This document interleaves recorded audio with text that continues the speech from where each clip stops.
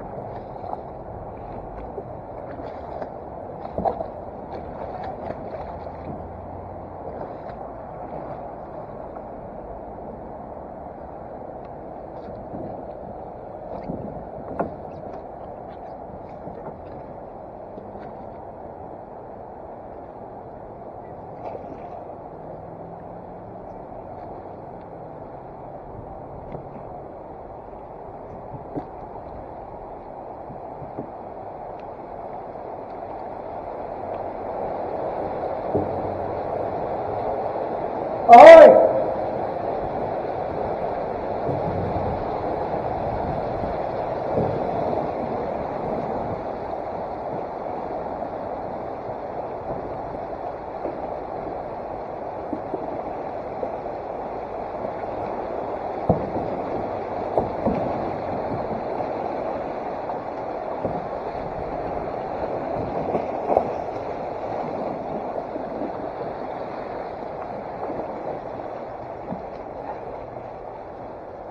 Ahoy!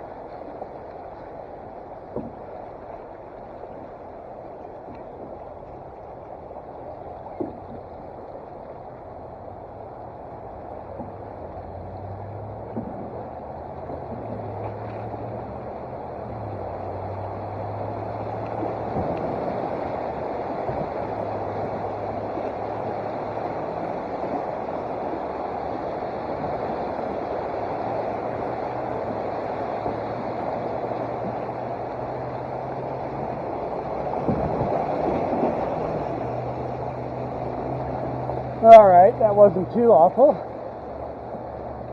Could have been better, but we're still upright. So this time we're going to do a narrated tour of the Blue River. We just put in at the Silverthorne 6th Street Bridge. We're below that rapids. The next difficult part is what I call the shallows up here. And you can probably guess where they got their name.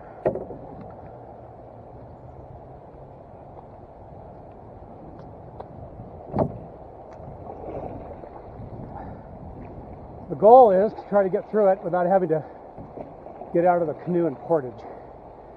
But this late in the year, September 3rd, the shallows is especially shallow. So we just try to pick our way through it. Kind of pinball wizard activity here.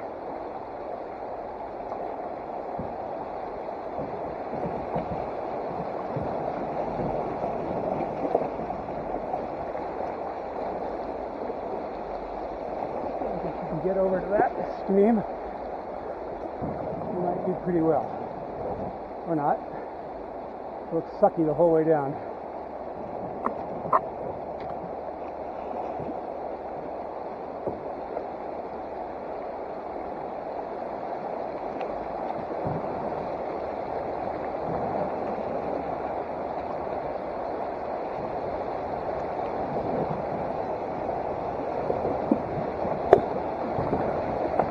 Yeah.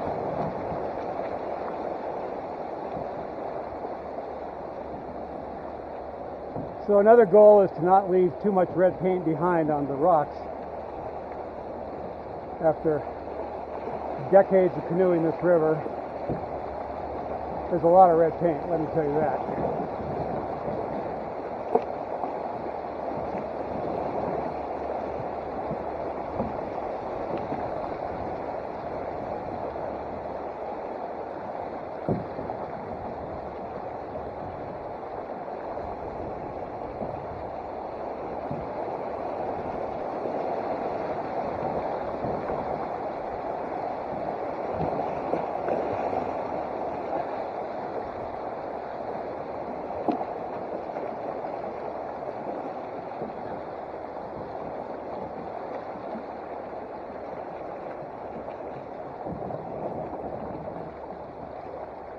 Alright,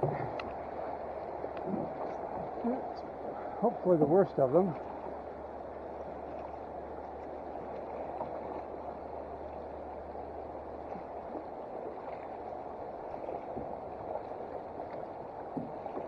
But here's some more. And the question is always which way to go. Notice there's a nice bike trail right beside this river.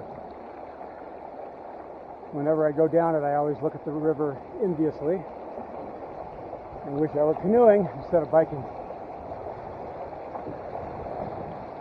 But when you're actually canoeing, you don't really have time to think about the bike path.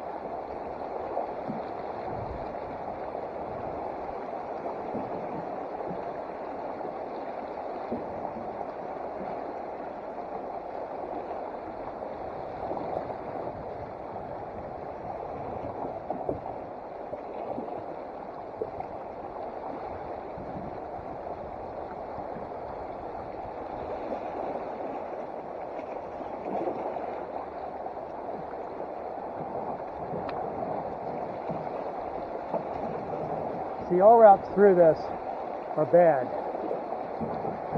The goal is to find the one that's less bad than the others. And hopefully one chooses, one sometimes chooses unwisely.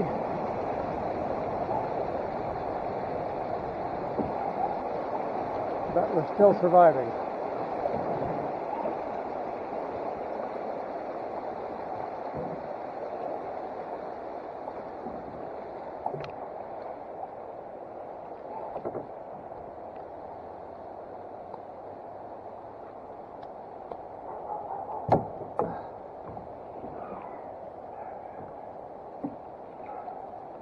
Here you can kind of see the river current go over to the left bank. So generally you want to follow the current itself, the main flow,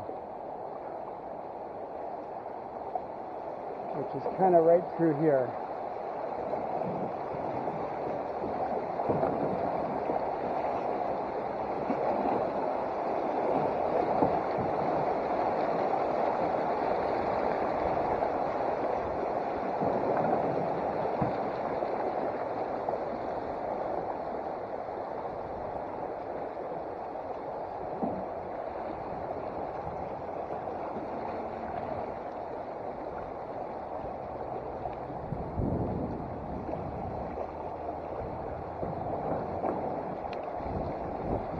Okay, so that thing we just went over, that's what's called a sleeper. And a sleeper is a rock that doesn't really generate any visible turbulence on the surface for a variety of, no doubt, scientific reasons, which we won't get into right now. It generates no turbulence on the surface, which makes it more or less invisible to a canoeist, unless they're really looking closely.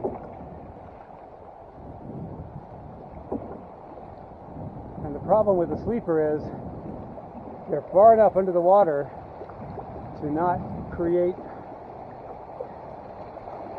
any obvious trace that they're there, but they're close enough to the surface that you don't get over them without scraping, sometimes worse.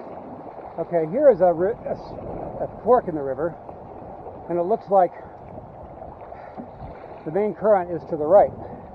However, we know from trial and error that down that route is a dam. Not that we can't get over or through or around the dam, even if we had the portage, but you can avoid a dam.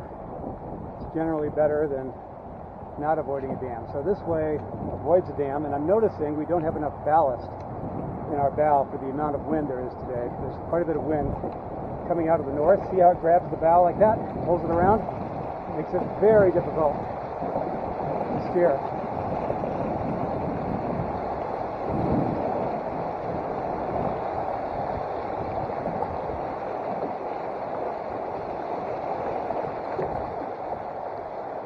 So if we find an opportunity to stop easily and grab a rock, another one or two rocks. Gee, I wonder where one could find one or two rocks on this river. If we have a chance to do it, we'll do it.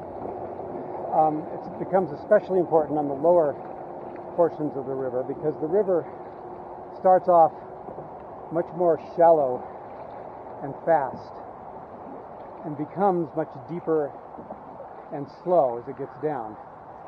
So in that deep and slow area is where you're most susceptible to the wind, and also where it's relatively easy to stop the canoe and get more ballast. So up ahead you'll see the current goes way off to the left, and we have no choice but to follow that, even though it's going to put us very close to those bushes on the left, and we call those bushes salad. Get it? Salad, vegetation, bushes. So the goal is to stay out of the salad while still following the current. And if you get too close to the salad, you have to put the head down to keep from getting scraped. Okay. And here we go. Looks like fun, huh? Let's see. Pretty good way down.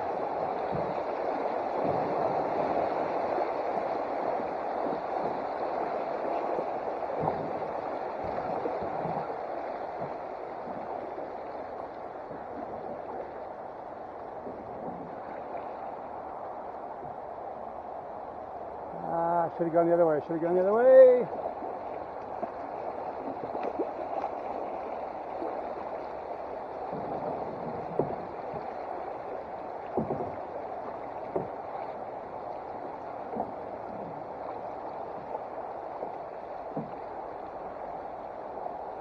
Another case where we have to go close to the right bank. We'll probably have to duck under that dead overhanging tree unless we can stay out of his way, which looks like we're able to. And now to the other side. More salad, but not too tricky. Easy to stay out of the salad.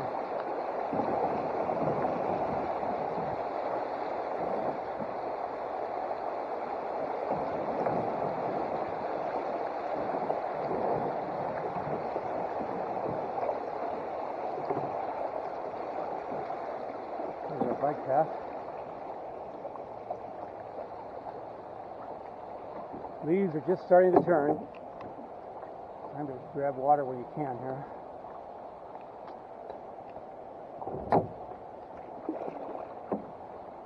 If we can get to the far left, that's going to be a better line, even though we got some salad issues, and even though it's going to be hard to get there, but worth it if we can do it compared to the alternative. So we're going to hug this left bank as closely as we can.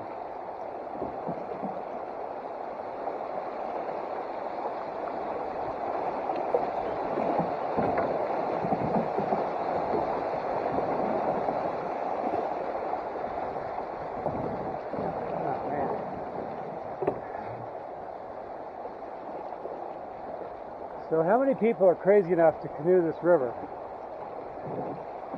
As far as I know, I'm the only one. Now, that's not to say this river doesn't become very popular in runoff season with the kayakers and the rafters.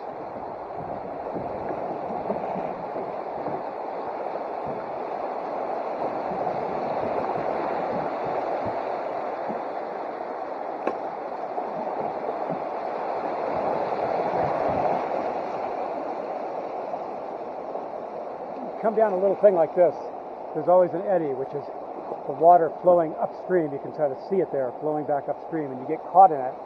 You do a T intersection with the bank, and then you're caught in the eddy, and it kind of brings the canoe to a full stop. Which is, you know, not the end of the world. There's worse things that can happen. But you kind of have to start up all over again, scratch, get some momentum going. So yeah, in the month of June mainly, during runoff, this river is one of the more popular in Colorado for kayakers and rafters. You see commercial operations come down here, just one after the other during that time of year. And I once tried it in my canoe during high runoff, and I tipped over the canoe and lost the canoe, and was very fortunate that's all I lost. So I don't need to do that again.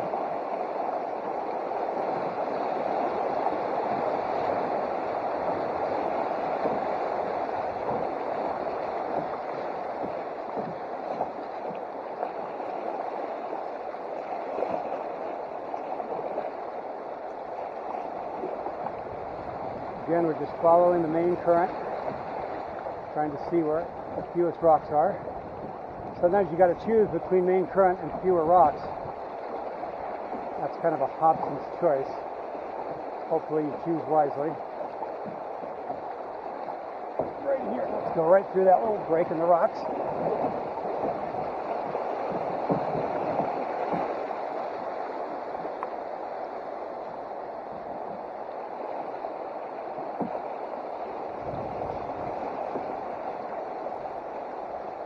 So let's talk about ratings on rapids. They are rated from 1 to, I believe, 6. 1 to 6.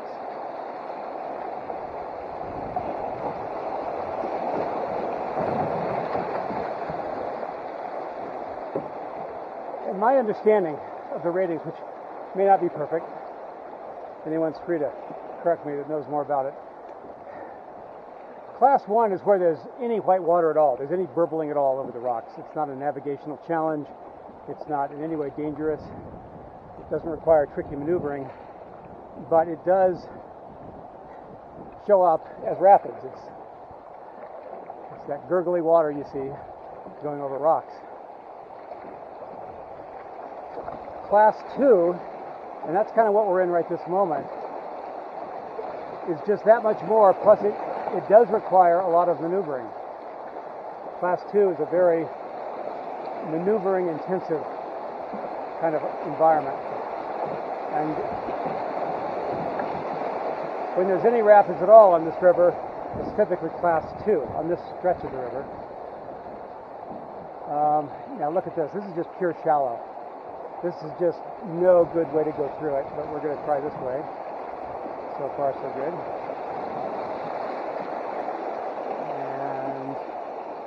More shallow, shallow, shallow. We need to get to the far bank. You can see that's where the current is.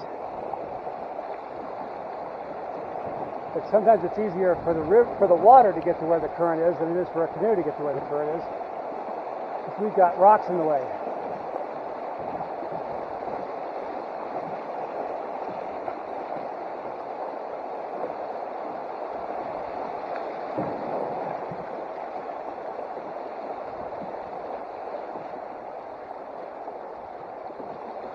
So my brother-in-law, Sean, is a whitewater, or was, I should say, a whitewater rafting guide.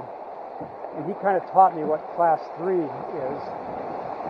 See, I should be over there, but I don't want to be that close to the salad. Screw it. So I'm going over here. So Sean's kind of my guide on what constitutes Class 3. Class 3 is like Class 2, where there's suddenly a lot more danger involved. You can really screw yourself up on Class 3 if you do it wrong. I mean, you can on Class 2 also, but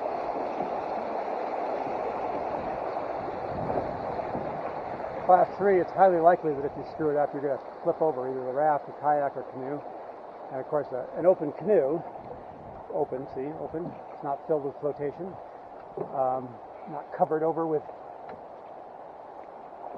beaver pelts or whatever you might be carrying in the canoe. Class 3 is very dangerous for a canoe, and I've only gone through Class 3 in a canoe probably twice, maybe. Well, arguably this river has a few little spots of Class 3 during higher water levels. This is low enough water that, when I say higher water, I don't mean June, I mean just more than what you got today. There's some spots that are pretty tricky. In fact, there's one that we'll go through today that, even though it's only Class 3 for about 10 yards, well, you only need 10 yards to flip a canoe.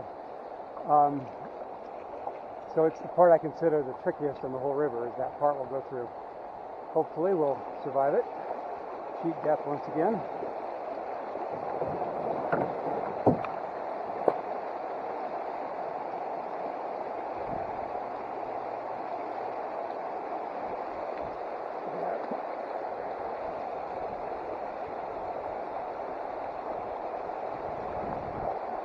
We got stuck on something. No idea what. There we go, we're free. Shouldn't have had those extra fries yesterday.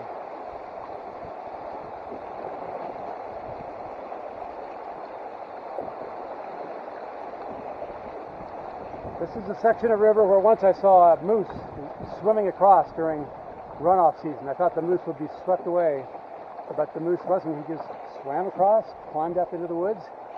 Never saw him again.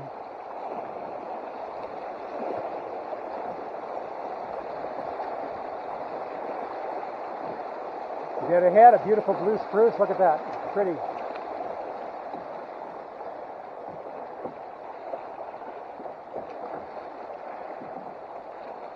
All right. What's the options choice here?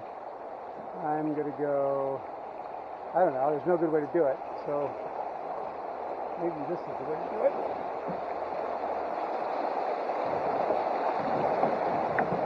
All right. That worked.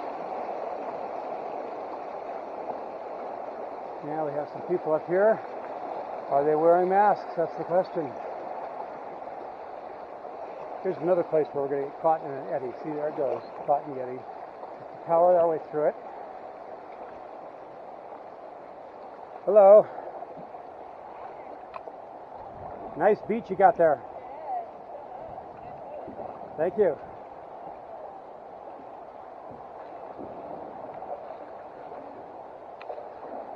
Hi there. It's really fun. Could use more water.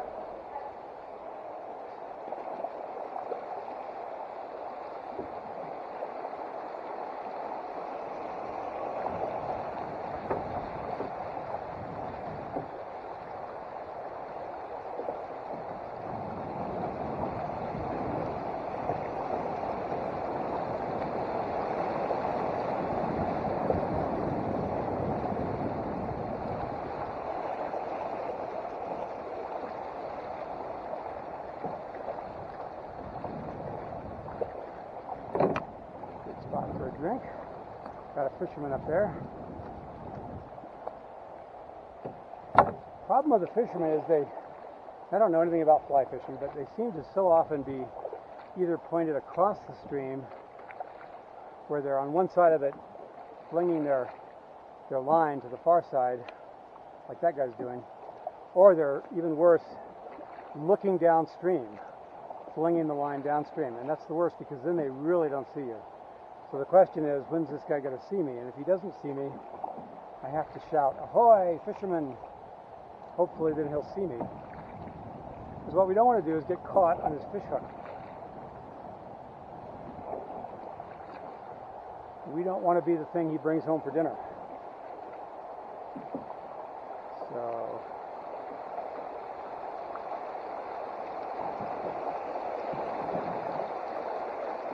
ahoy, fisherman!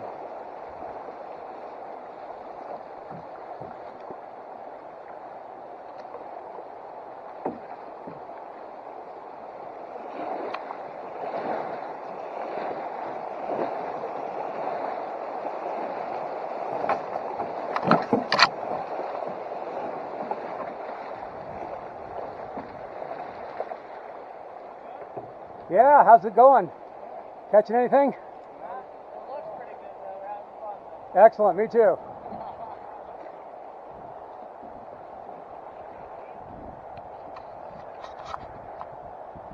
Oh, there's one of the worst spots. Just super, super shallow. And you do a T intersection right into the opposite bank. It just sucks. And we're going to go, and there's the wind to make it worse. Ramming speed.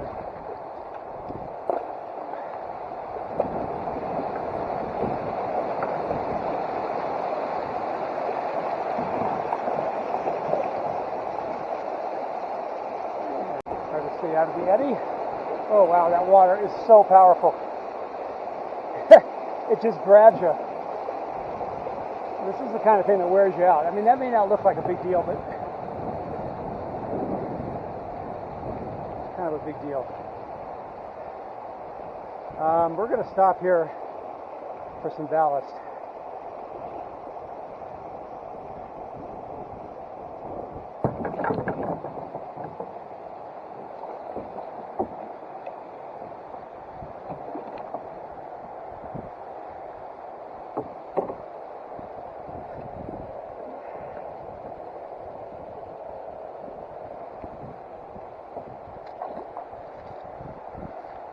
Now there's a rock. Look at that bad boy. Okay.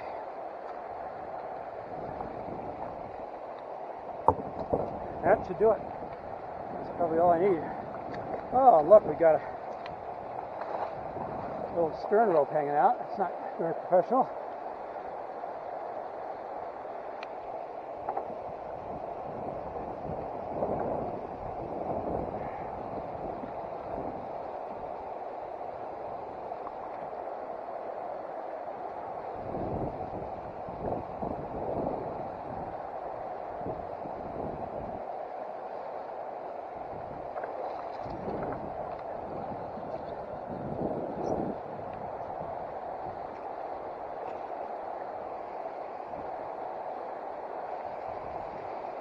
Hi there.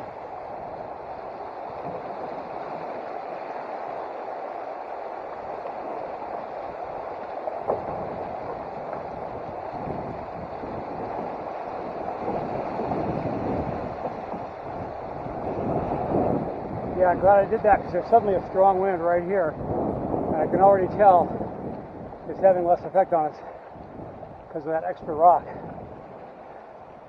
And we got some salad issues here. Okay, no worries. More water.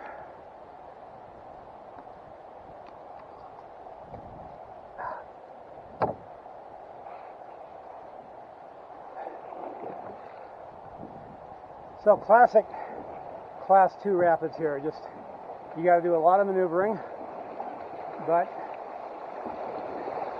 it's not too difficult. Have to be way towards that opposite bank, towards that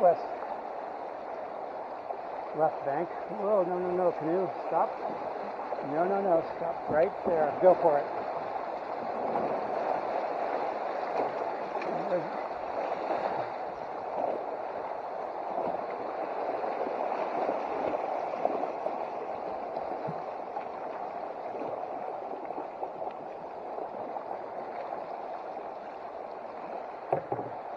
All right, a bit of a dam or something here. I'm not quite sure what I'm looking at.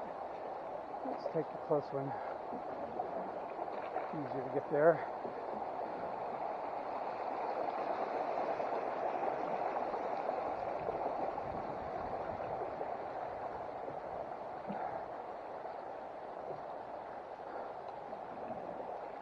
Now, here's an example of why this river can be so tricky.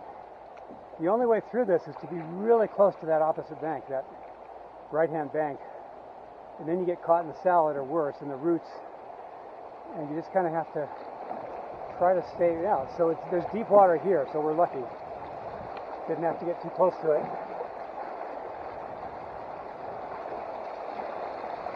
This part looks pretty easy.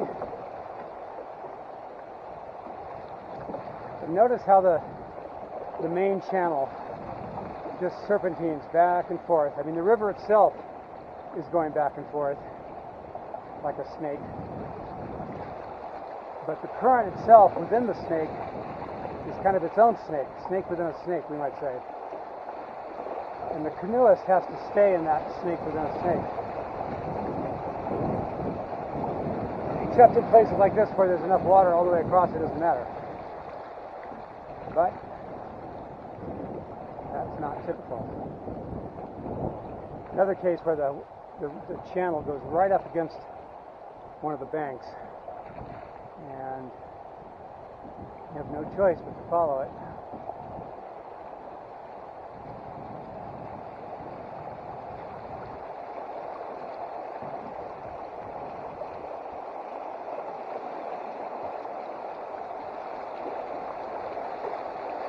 All right.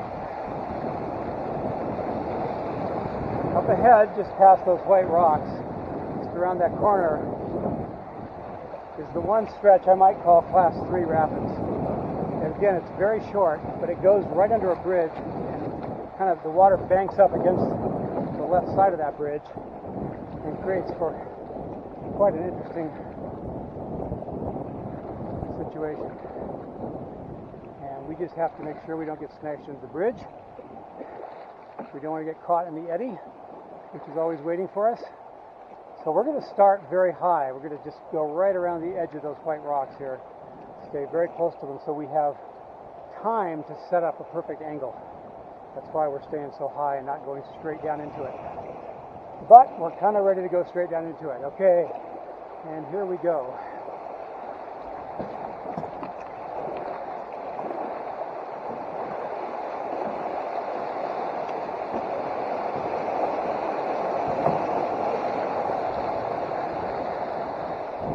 And that's about as well as that could be done. Our bow almost clipped a big rock in the middle, which might have been a disaster, because that was right in the middle of it. And if the bow had caught, it probably just would have stopped the canoe head on, which would be very jarring at the very least. And then worst case is if the stern came around towards the left, suddenly your broadside canoe would go over in a second. That's why you kind of save all your energy, or most of it, for those super intense moments where you can just put so much pressure on the paddle that you can overcome what the river's trying to do to you. Dead ahead, sleeper. See him? Look at that sleeper. Bad sleeper.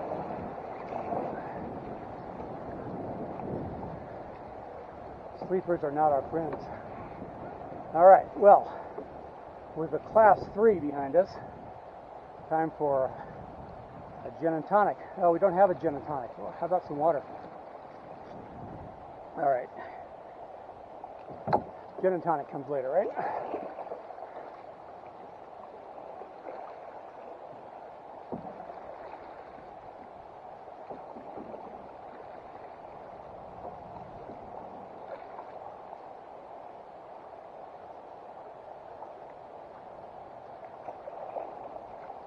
Kind of shallow everywhere here, but I think we can get through it.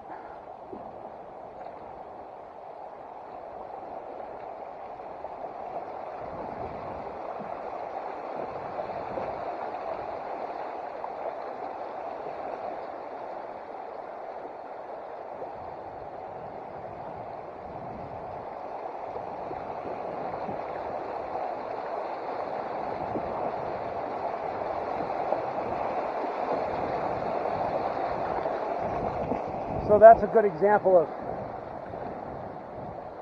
a little rapids that I can pretend I'm maneuvering all over the place and taking it just right and using all the wisdom that the old man of the river has around here. But the truth is, he could go through that anyway and it wouldn't make any difference. Now I'm hearing a lot of wind. I'm worried that that's going to mess up the acoustics on this camera. But it is what it is, huh? If we can't hear anything, we'll just have to do it again next year.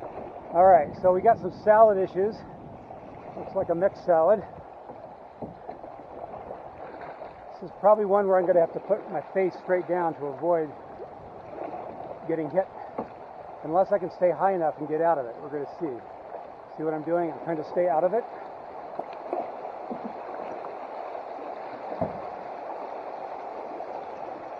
Aha, I'm going to win. There'll be an eddy right here. We've got to stay out of that. Stay in the current. And we're good. Okay, that was easier than I expected. Or maybe I'm just getting more skilled. That's got to be it. That's got to be it.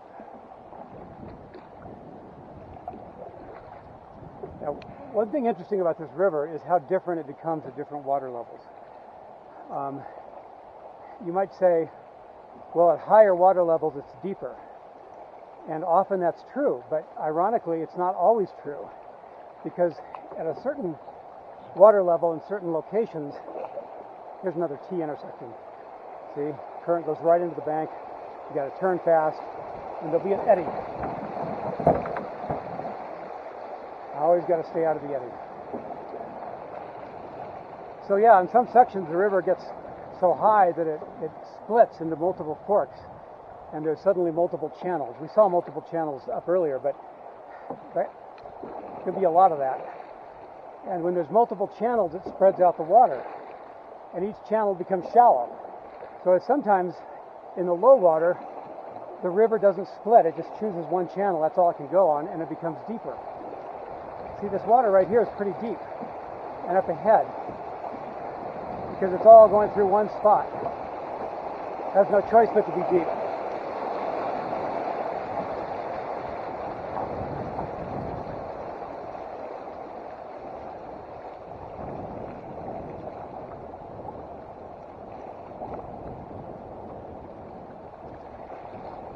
Got to choose here between the eddy and the sleepers.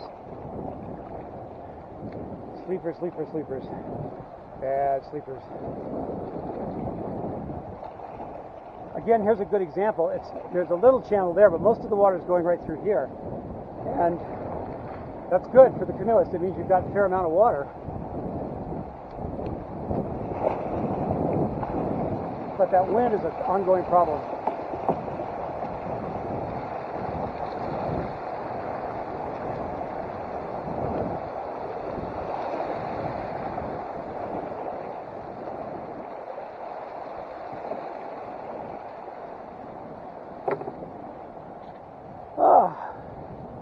This is where I first say I'm getting tired.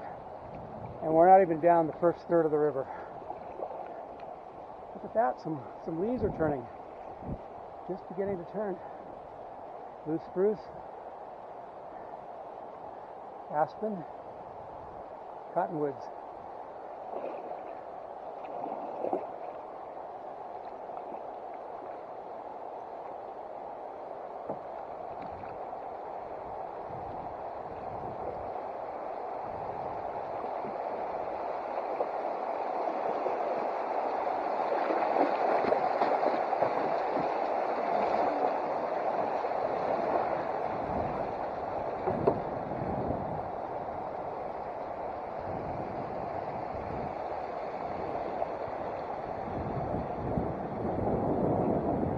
So sometimes as I come up around one of those fast-moving inside curves, I have my paddle against the curve so I can power my way out of it like this, which will turn the canoe away from the curve.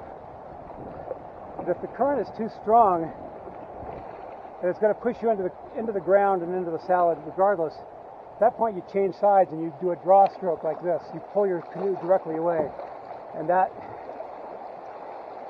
is ultimately stronger than the mere regular sea stroke.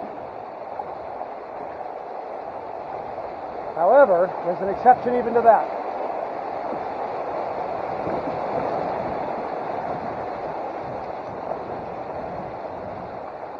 If you find you're going to be drawn into the bank regardless, you're going to be smashed into the rocks or whatever, at that point, and only that point, you actually put the canoe against the bank and you physically push off against the bank. See, normally you're just pushing against water. That's not very powerful. But when you're pushing off against land, that is extremely powerful. So if you have to, there's another fisherman dead ahead. If you have to, you physically push off against the obstruction. Another little safety tip, if the canoe does hit the ground or hit a bad rock and tips up like this, you always want to go to the high side. If you go to the low side, that'll complete the canoe tipping over. So always go towards the obstruction, towards the thing that's the problem, which is sometimes counterintuitive. It's like the way you turn into a skid in a car. You typically want to do the opposite, but in this case, you want your body against that obstruction. Ahoy!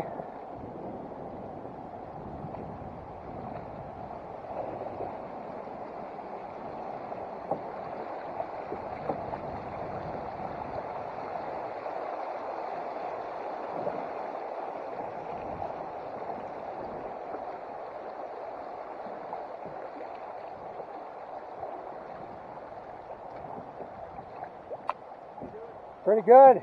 Catching anything? Oh, just starting. Too bad the weather sucks. Yeah, we're going to get snow, I hear. Great. Thank you.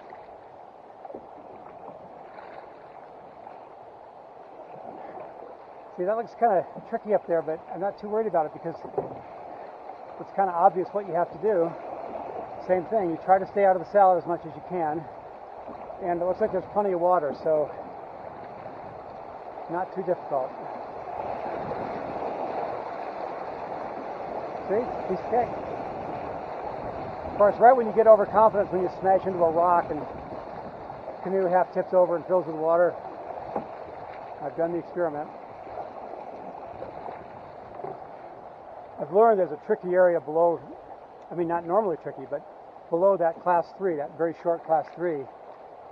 You're so happy you've gotten through the class 3, you get complacent and bang, there's a couple sleepers all set up. Now this is also a tricky spot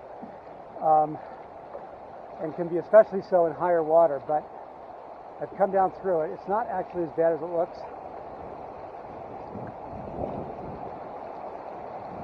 Just going to hug that bank.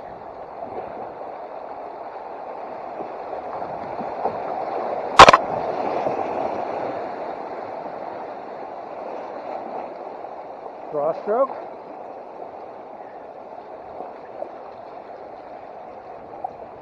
See, it's tricky, but it's kind of obvious where you have to go, so that means it's not tricky. Just have to make sure you go there. Now we got some bad wind. That means the wind's going to be even worse on the lower stretches, because we may add another rock before we're done. We may add another rock.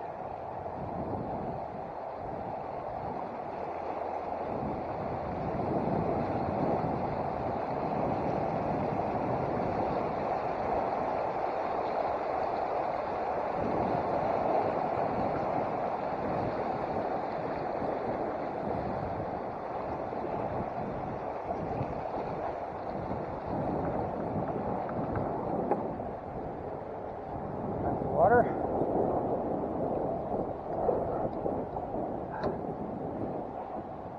Yikes. Okay, really shallow. If there's any water at all, it's up near the salad. This looks miserable, doesn't it? So we're not going to go, we're going to stay in the shallower area and hope for the best.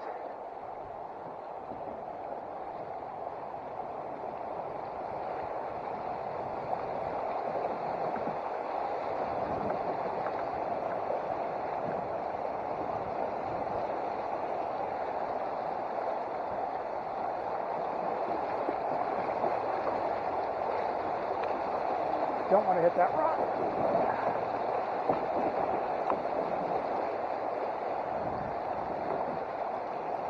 All right.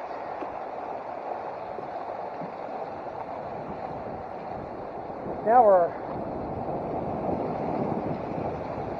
almost at the end of the first third. We've got 2/3 of the way to go.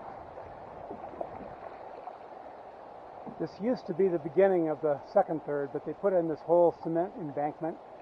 There used to be stairs coming down here. That's where you'd launch the canoe. But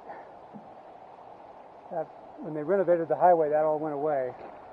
So you have to put in kind of up here ahead around the corner which is a much harder put-in spot, but that's what you got to do. Now this is classic. This is a beautiful rapids. A perfect V shape. You stay right in the middle. No maneuvering. Easy to do. Don't we wish all rapids were just like that? Well, if they were, it'd probably be a bit boring, I guess.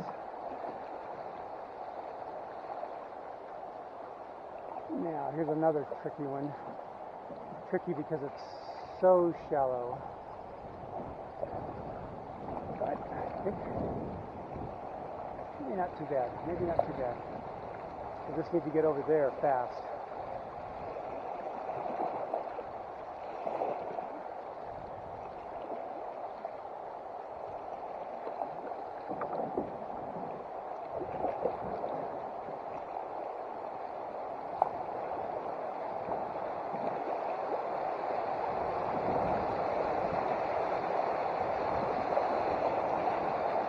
See, there's an example where it splits into two channels, this one and this one. So both of them are shallow. If it had stayed as one channel, it would have been a lot deeper, a lot easier. Now we're going to stop up here and change batteries on the camera, because this is pretty much the end of the first third, and this looks like a beautiful spot to pause. Look at that beautiful little eddy there. Just do what's called eddying out. Actually, bad idea. We need ramming speed through here. So go to plan B, ramming speed, to get through the shallows.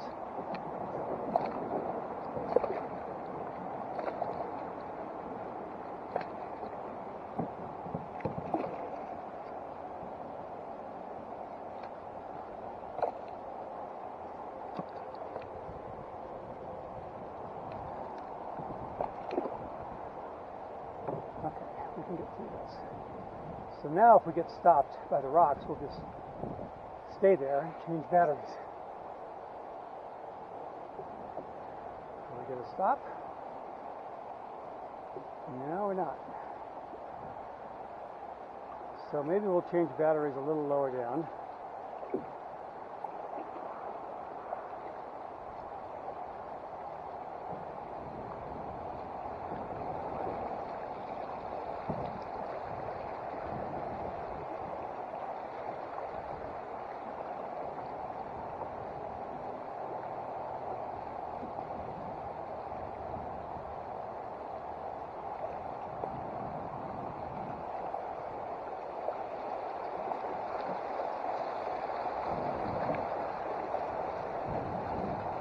How about right up there? Let's try to eddy out right up there.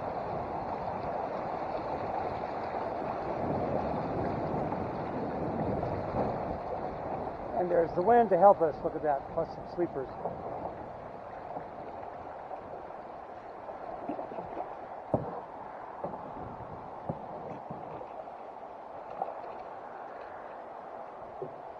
And we're stopped, okay? Time to change batteries. Here we go.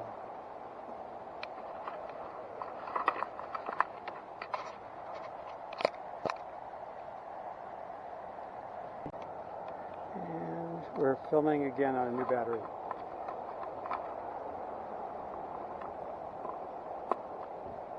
All right.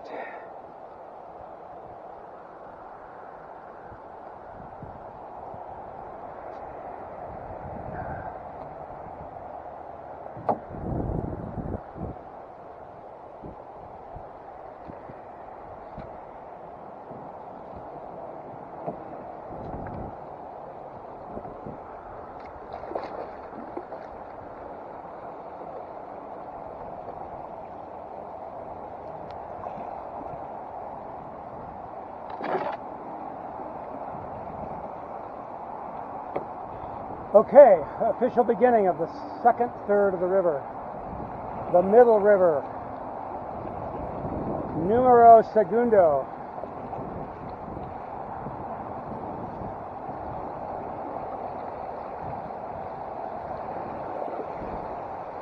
Generally, the further down we go, the more calm the river gets, and the slower it gets. But boy, are there exceptions to that rule. Some of the nastiest parts of this river are in this middle third. But the good news is, this isn't the first time down the river this season. First time down the river in the first of the season after the flood, after the runoff, you never know what you're going to find. There could be trees tipped over, blocking narrow little streams. And that happened to me once. I collided with a tree. I couldn't get around it, couldn't get over it or under it. And I lost my canoe. I fortunately was able to run down the river and catch the canoe, but that was not fun. So that's an example of just, you don't know first time down the river what you're going to experience, what obstacles you're going to run into, which can be very dangerous. They can be deadly. But we've already gone down this river. In fact, this is our third time from the top all the way. So we don't think there's going to be too many surprises. The dangers are in screwing up, which of course happens all too frequently.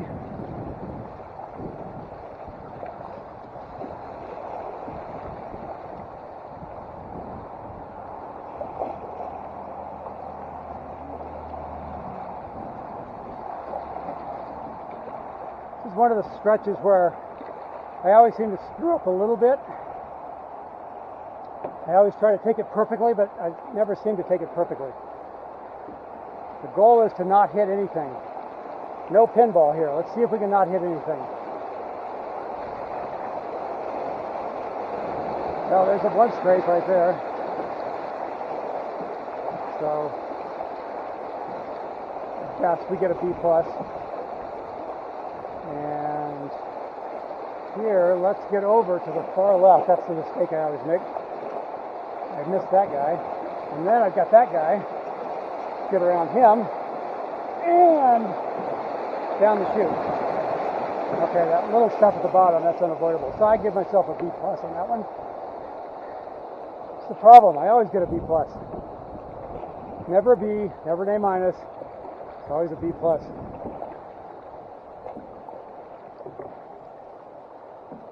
Pretty house, huh?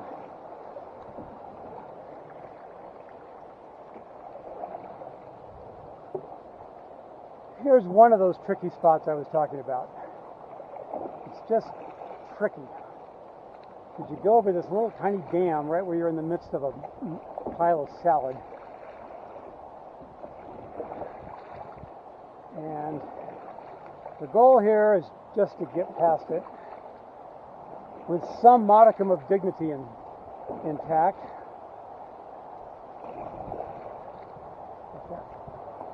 Yeah, we're going to stay really close to the salad. See the dam? We're going to shoot across the dam. And down.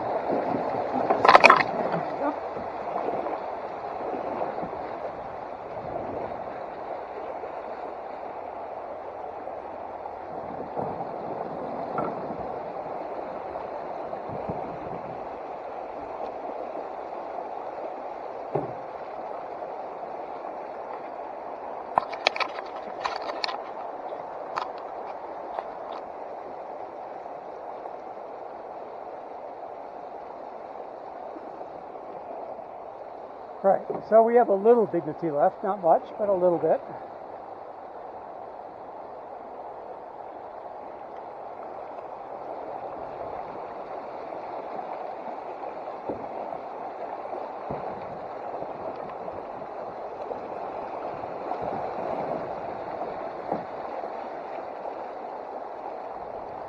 And again, some of this hitting of the rocks, you just can't avoid at this water level in September.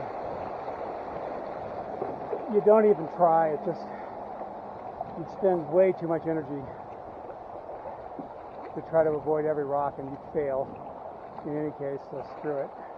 Another example of where you've got 3 channels coming in, you see? That's why it was so shallow. River splits into 3 pieces. There's no good piece.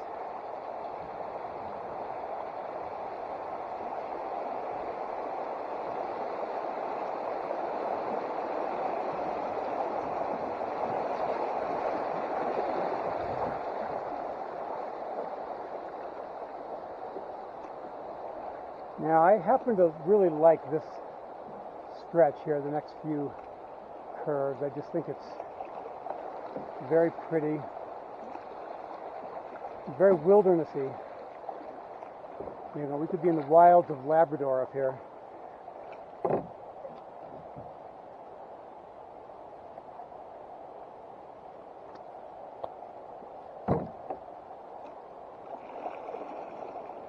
And you see all the water is on that left bank. So we got to get over to that left bank and somehow get through these little shallows on the way. You never know quite where the best way is. Ah, so much for being in the wilds of Labrador. We got fishermen.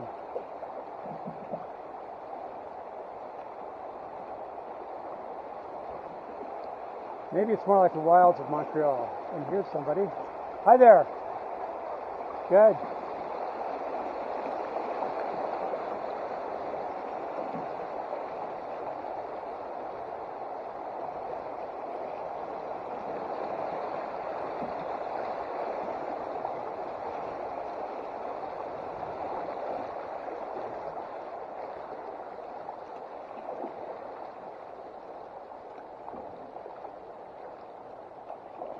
Looks like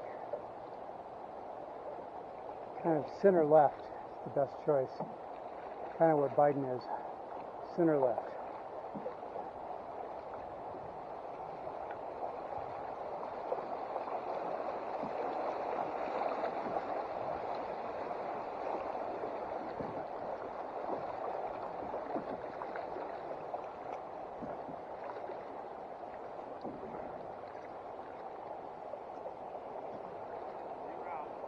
So yeah.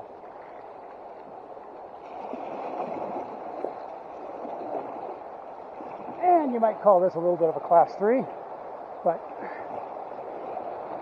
I think we're good.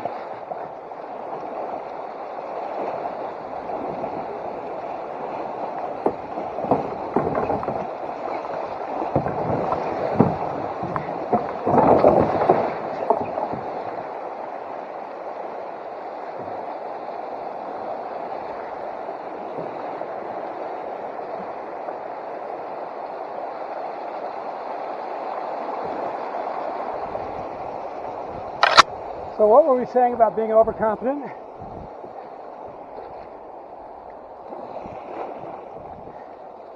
We got turned around and had to go down the rest of that backwards.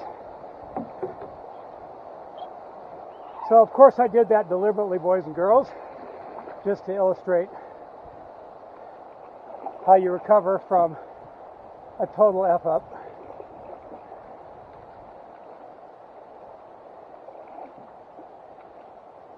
Remember I said there was a time where I got caught against a tree, lost my canoe? Well, that spot we just went through was where it happened. The banks have changed quite a bit, but at one time it was very narrow, and there was a tree directly across it. So I think we've decided that that spot is my nemesis.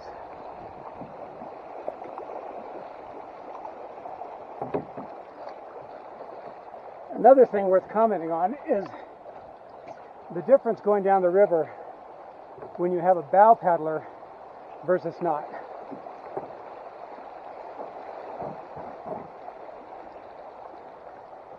A bow paddler is like what you have on cruising sailboats. It's called a bow thruster. It's a little propeller thing that goes this way or that, shoots water left or right, and it can pivot the bow around, so you have a lot more maneuverability than a big sailboat when you're like coming into a dock or whatever. Very useful. But a bow paddler does the same thing. When I'm alone in the canoe, like now, the canoe is very light. It can get over almost any rocks. But it's not maneuverable.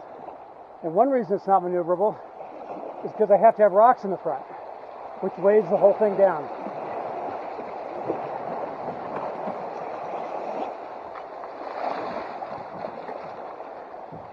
And that's called getting caught in salad, getting caught in an eddy. We're just having a great day, aren't we? Well, it is 2020. Looks like a little bit of 2020 ahead of us here. Let's see how we can do this.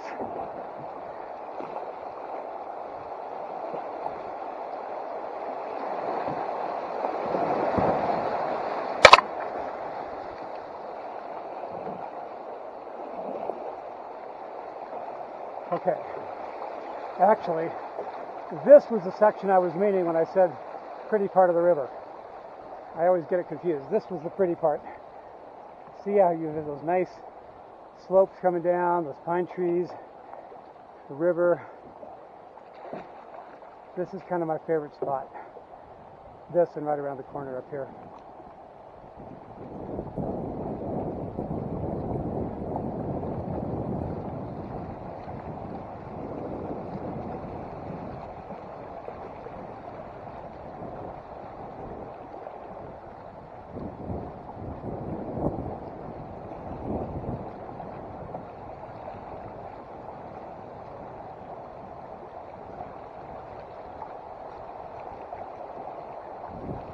So glad we're getting some color up here, some yellow leaves.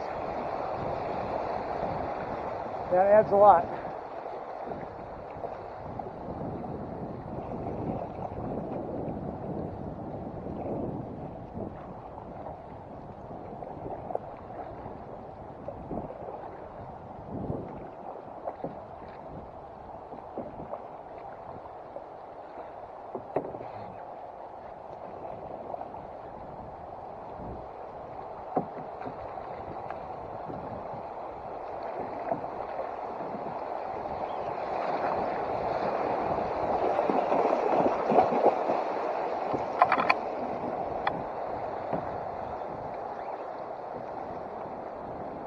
That was a case where I was trying to use a C-stroke against the bank. No way. So I went with a draw stroke to pull us away from the bank. And if I'd had to, I would have physically pushed away from the bank. You just never know.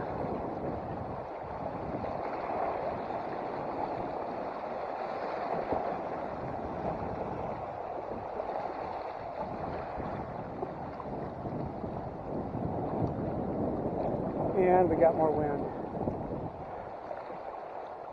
In some ways, the wind conspires to make things more difficult than any of the rapids actually do, because they directly hurt your maneuverability. Draw stroke, pull away from the tree, pull away from the tree, pull away from the tree, and we are away from the tree. Okay. Yeah, see this pretty spot down here? I actually went camping here once. Canoe camping.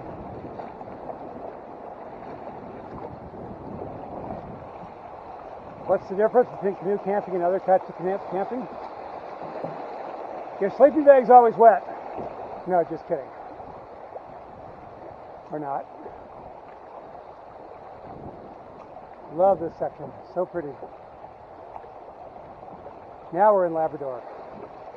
Definitely Labrador.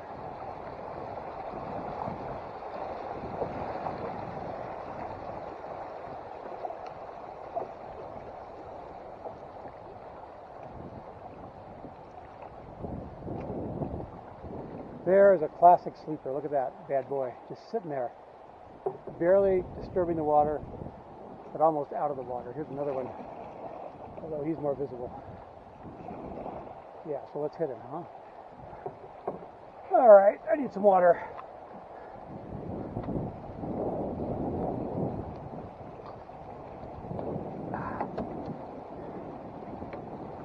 Sometimes you just rest and let the current take you. And that surprisingly works well in a lot of cases. Now it's going to take us right over this rock. And we didn't scrape. This one will probably scrape. Nope, didn't scrape. So anyway, I was saying about having a bow paddler back in that narrow chute where we turned around.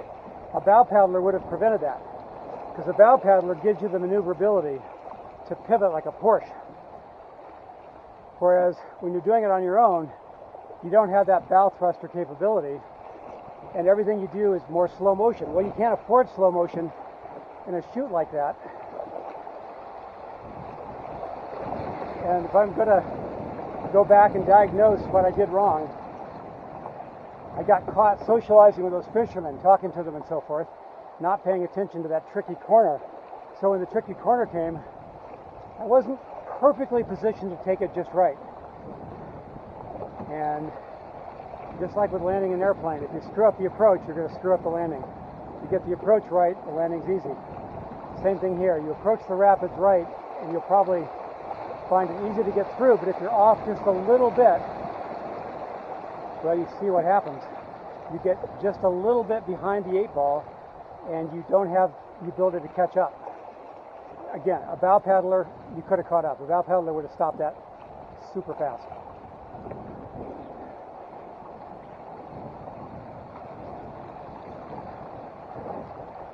Where's my daughter when I need her? She's an awesome bow paddler.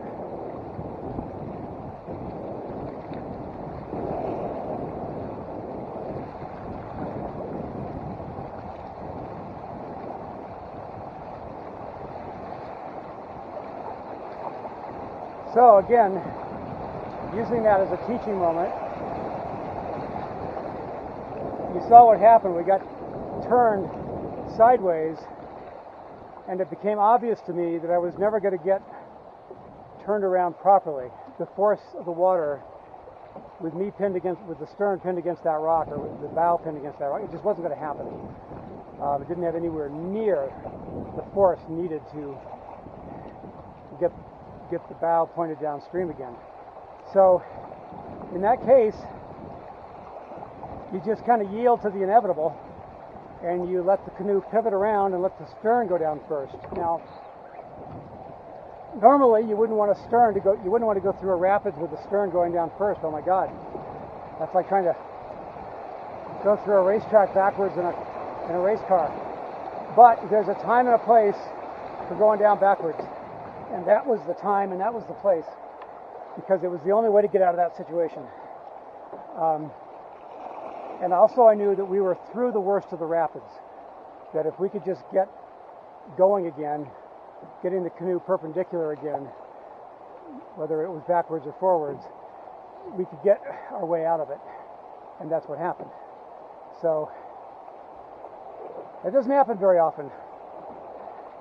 So I'm glad I captured that on video, so the world can see my shame for all time. Now here the problem is the eddy.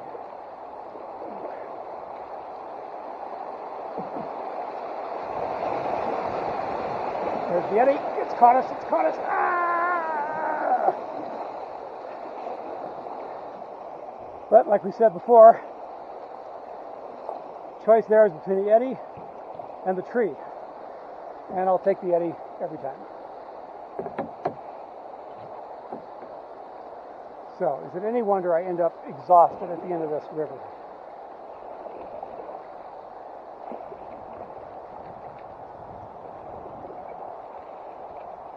Now here is just a ramming speed situation.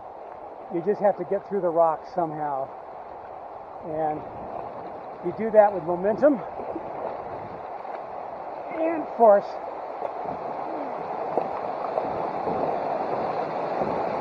Like that.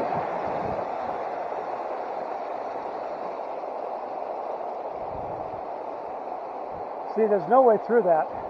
It's not going to just have you scrape across the rocks. So you don't try, you just go to ramming speed and scrape across the rocks.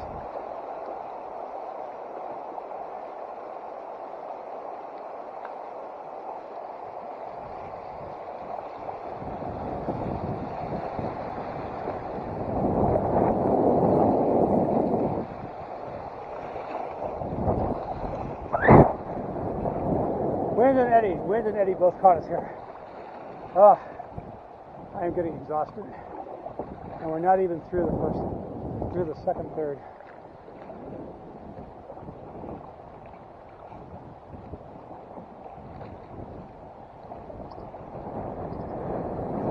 Hear that wind? That's not good.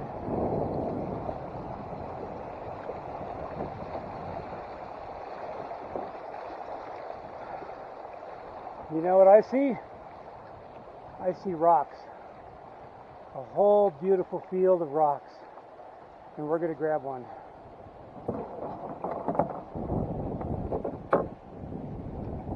Wow, we got some water in here. Now look. We're being swept downstream.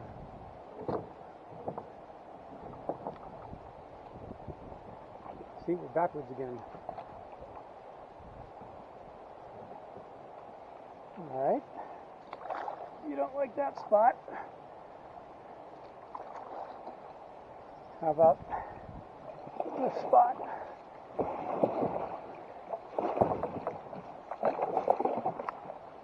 Screw it.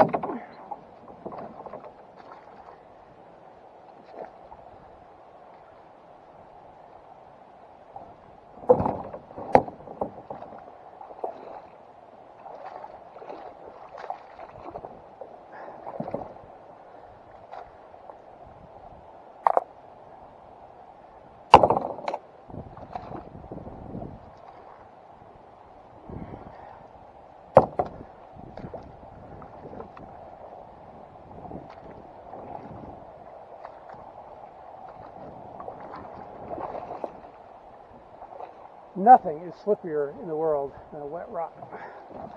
That's just a fact. Anyone tries to tell you different, they're lying. Okay.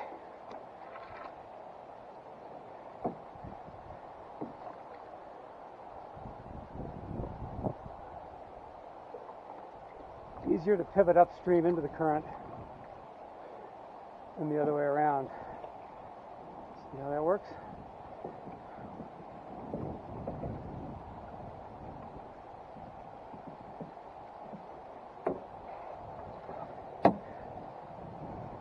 Thirsty work, getting rocks.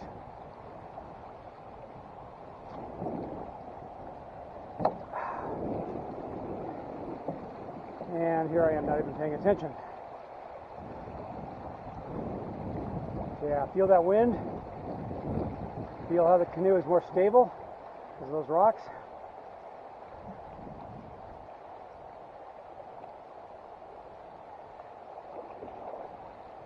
So, anyone that's ever read James Michener's book, Centennial, the very beginning is all about the formation of the earth and the evolution of the dinosaurs. And there's a dinosaur in there called the Diplodocus who actually has to find a big rock and swallow it because he realizes he's one rock short, kind of like we were.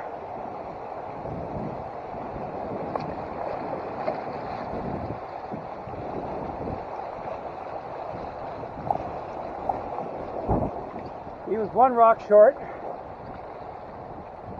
because Diplodocus apparently, and Lord knows how they figured this out, Diplodocus used rocks for digestion. So when he realized he was a rock short, he got another rock, kind of like we did, and swallowed it. So that's what we did. We swallowed a rock, and now we're better able to digest this river. Get it? Oh my God, I'm funny. That's what happens when you're alone in the river too long. I need human companionship. Fishermen don't count. And what kind of holy hell do we have here? Let's get out of that salad. Draw stroke, draw stroke, draw stroke, sea stroke, wedge, draw stroke, sea stroke, and we're through it. Okay.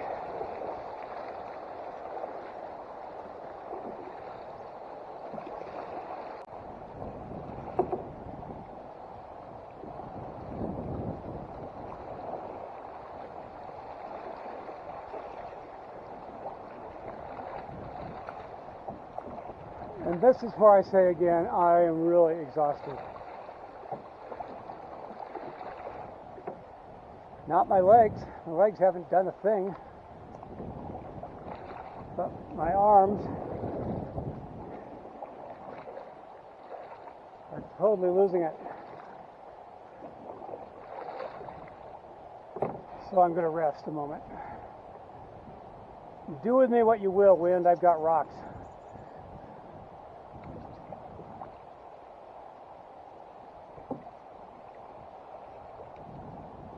Okay, great example of the river all in one place.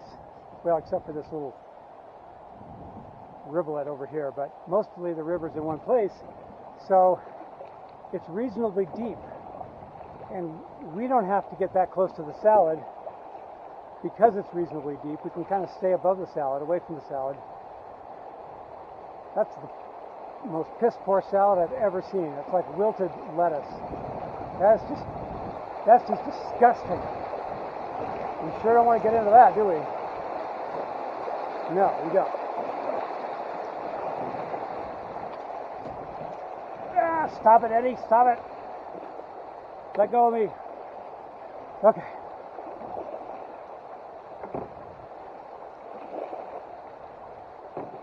You know you're losing it when you start talking to the parts of the river.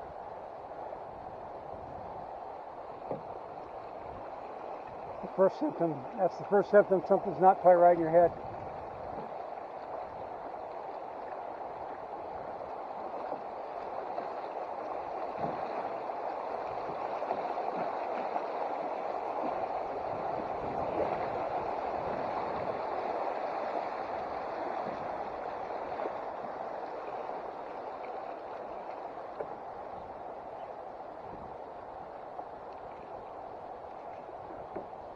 Now this rock I've named Old Snaggletooth, because you always think you want to go inside, but you actually go outside around him.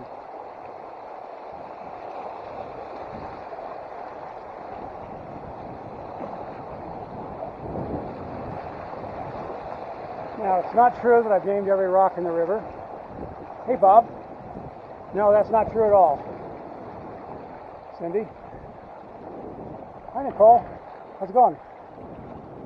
No, I don't do that because that would be the mark of a crazy person. Now I got Bert coming up here. Hi, Bert. Catching any canoes?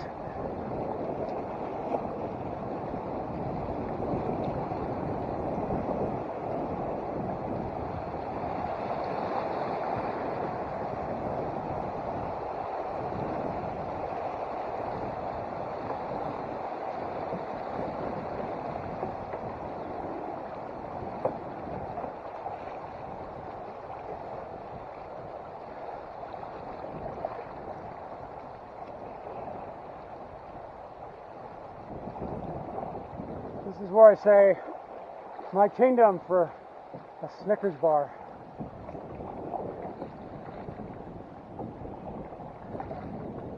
But of course, I wouldn't really make that trade. I don't have a kingdom. Nor is there an available Snickers bar. Other than that, it'd be a hell of a trade. Now, this is an example. What's this an example of? Well, it's a really good example of whatever it is, that's for sure. It's an example of the river just getting all wide and flat. And I'm seeing the main river go kind of crossways. I could stay high and take it down there, but I think I'm going to cross here because it looks like I can. And it looks like further below might be iffy. Now this might be iffy too, but I guess it's all about the conditional tense. That's what's going on here. That's what this is an example of. Very shallow in here. That's going to be not so fun. I think I wish I'd stayed high. I think that might have been better. We'd have to go to ramming speed here, I think.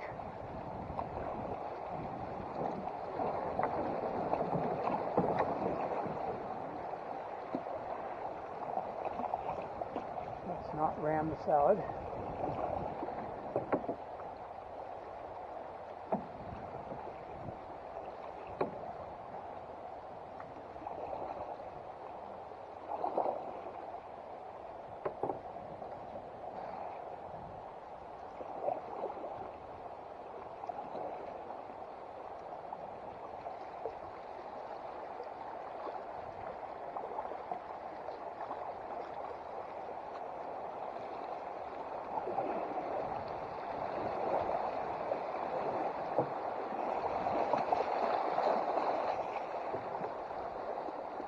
Another one where you can't tell if you should stay high or stay to the left or stay to the right.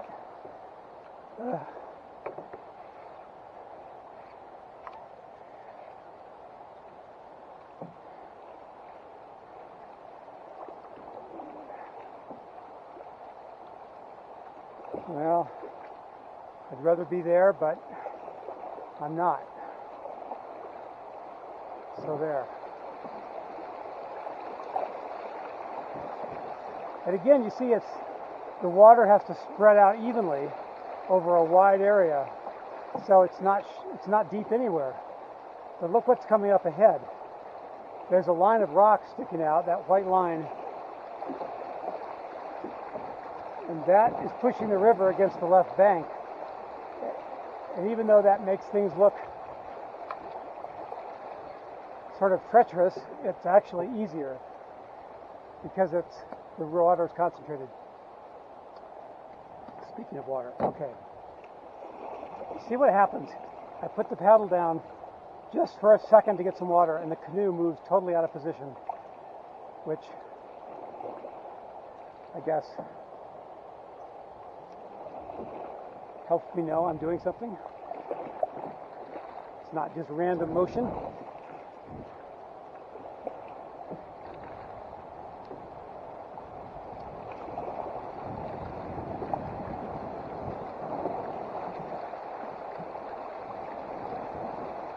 Look how narrow the river is here. And because it's narrow, in some ways it's easier. In some ways. In other ways, not so much.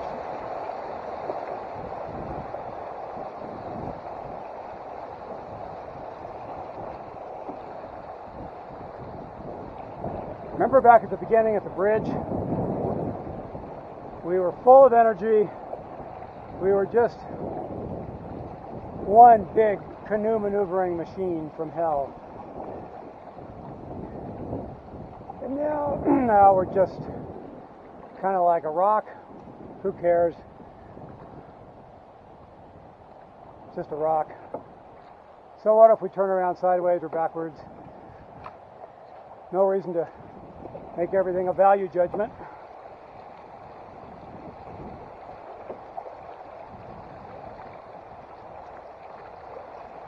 We are getting close to the end of the second third. We're not there yet, but a couple more turns and we're there. Hi, Fred.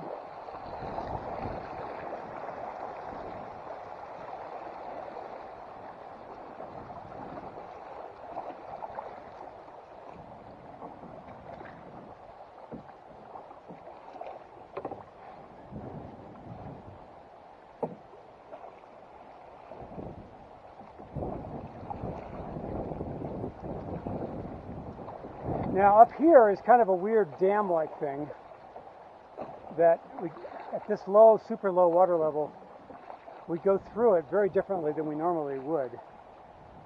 See those white rocks on the left? We normally go that route because there's plenty of water over those white rocks, but we don't get caught up in that dam which you see up ahead. However, at this water level, we got to get caught up in the dam. We don't really have a choice. So let's go get caught up in the dam, see if we survive.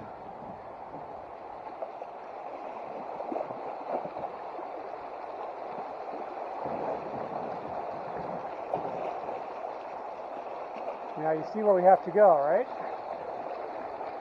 Pretty obvious. Right through there.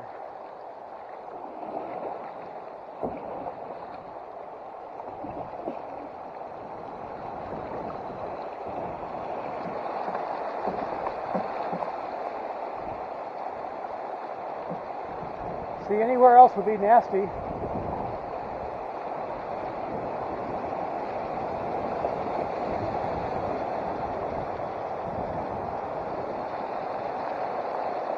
Okay, coming up here is one of the hardest parts of the river. Not hard because it's tricky maneuvering. Not hard because it's a narrow chute that you can get stuck in. It's hard because it's so frickin' shallow And we probably won't be able to get through it without getting out of the canoe and dragging the canoe over the rocks. First time down this river, or this section of the river this season, I had to get out. Second time down, I didn't have to get out. Now let's see what happens this time. So our strategy here, look at that, that's just sucky. That's just solid rock gravel field.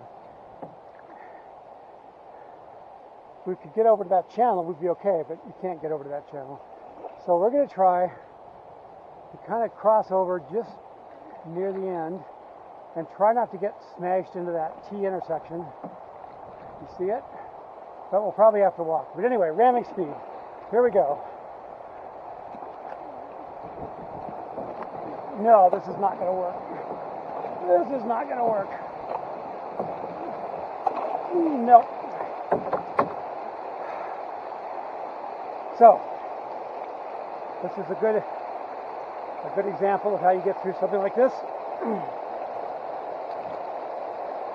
You simply, now look how light the canoe is once I get out of it. I guess I should find that troubling.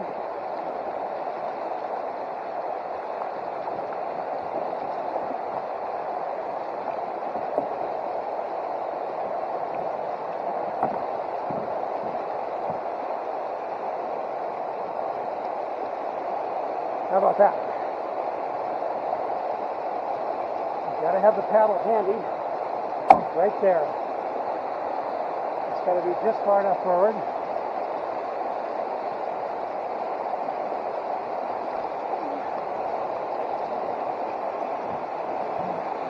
Draw stroke, draw stroke.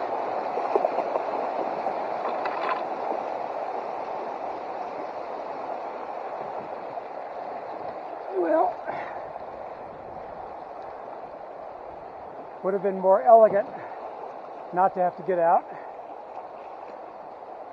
but I think we sacrificed elegant long ago on this river.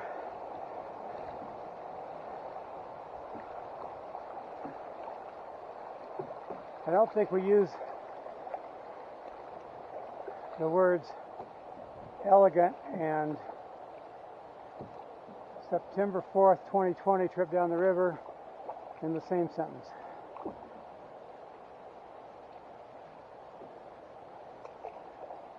I think we could say there have been a lot of teaching moments.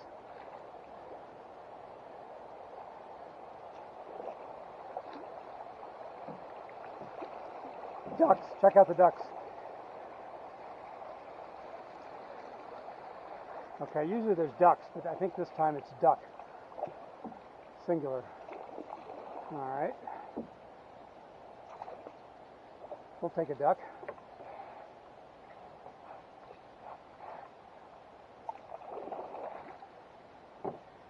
Right around that corner is the end of the second third. So we're essentially there, except that we're not. Yeah, this river gets lower. See, last time that rock field was underwater, and it's not now. But again, that makes this part deeper. So we'll take it.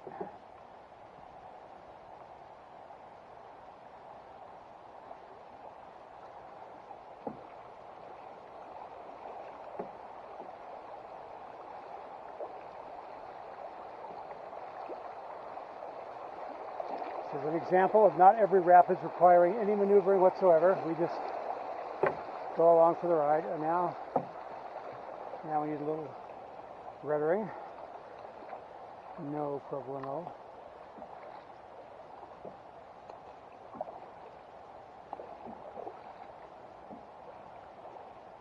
So up here we're going to put in our third battery. Good thing I remembered that.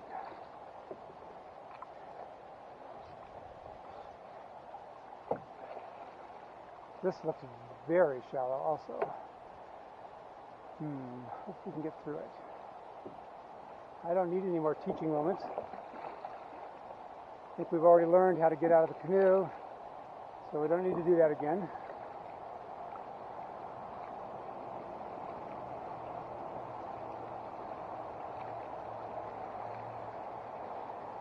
This stretch of highway right there is where they filmed Christmas Vacation with Chevy Chase getting stuck under the logging truck, right up there.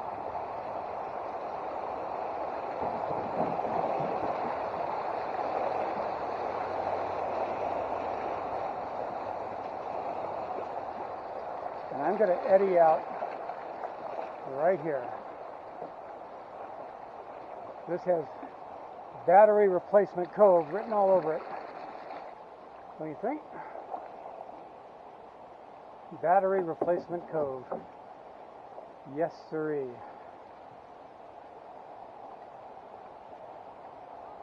Think they're stable? All right, here we go.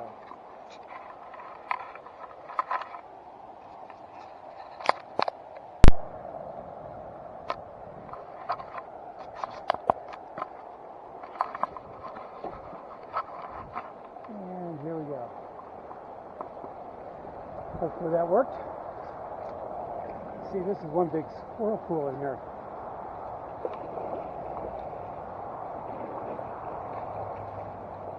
Let's get out of the whirlpool and have some water.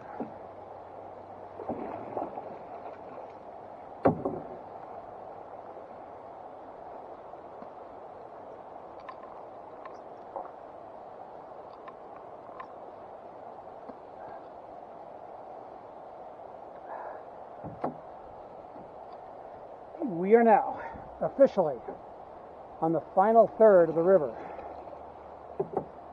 And this final third kind of gets kicked off with a bang. There's a dam right up there just beyond the bridge where you can kind of see some white water. Yeah, well, that's because it's a dam. You have to go over the dam, stay out of the salad, survive, cheat death once again.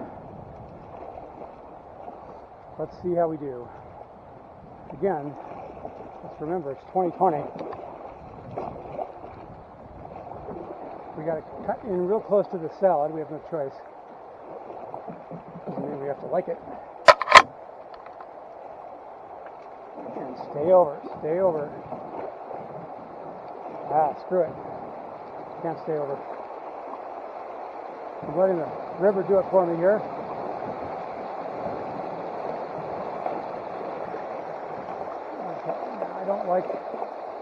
I don't like my position. Remember, we want to have a good approach. A good approach means over against the left bank. And then we shoot across that little dam there. Okay, now I'm feeling better, but I need speed.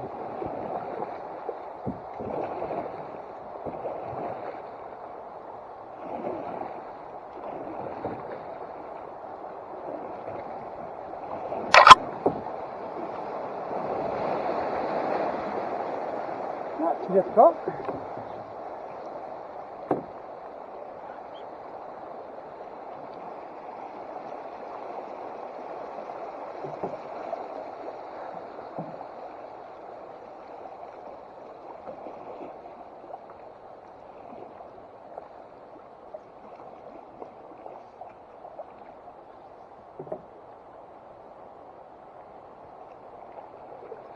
Now we're in kind of a gentle part of the river. I mean, there's little guys like this, kind of to keep you awake. But not a real challenge.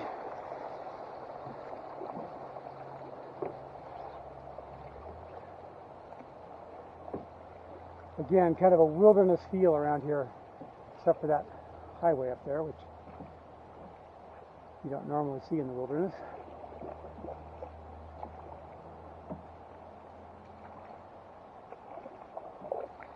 And now I get to say again, I am so tired. Even my legs now are getting tired of being in that one position forever.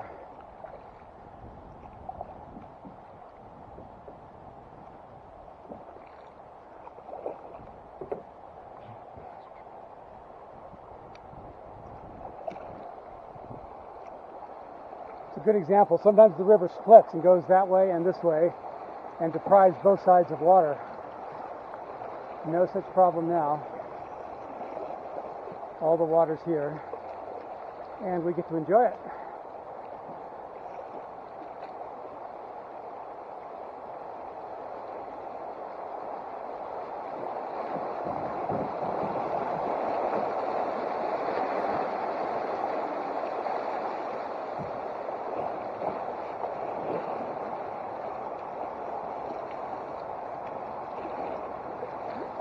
See, the whole river right now is in this one little 10-foot spot.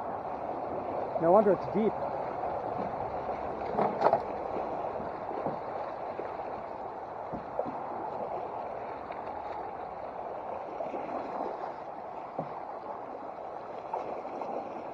And we're going to go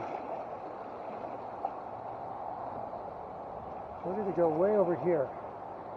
Try to catch this channel underneath the left bank. And you see why we did that.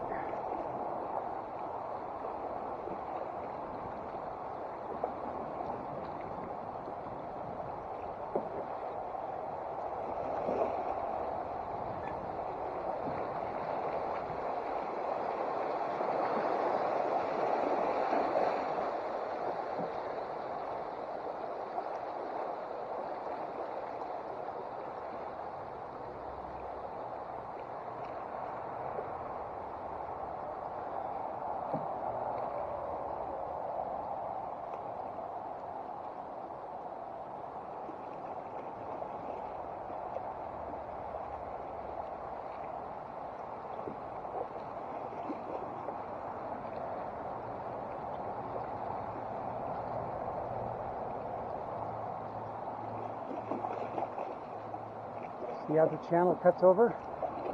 So we cut over too. That's a big mess over there.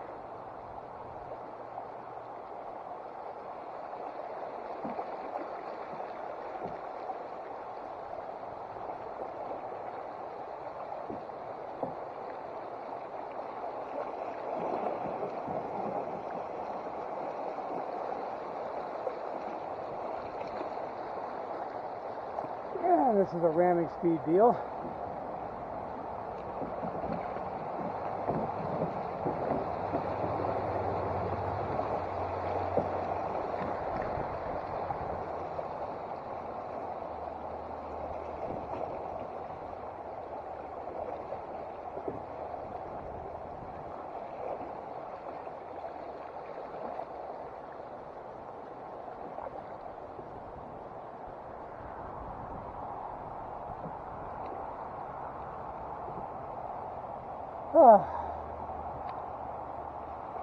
This is where I just sit back and don't do a thing. At least not much. Okay, now look what's happening here. This little side channel is sucking up a lot of water. And you can't go down it because of that tree. See that tree? That would not be fun to go under. So because of it, this guy is shallower than it would like to be. But it is what it is.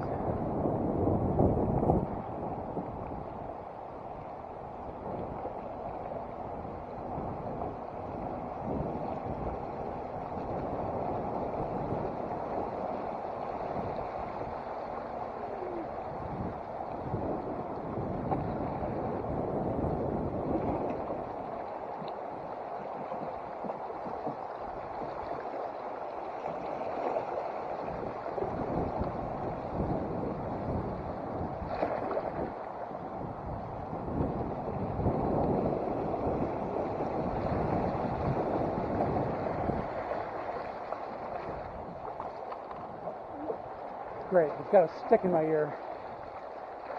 That was pleasant.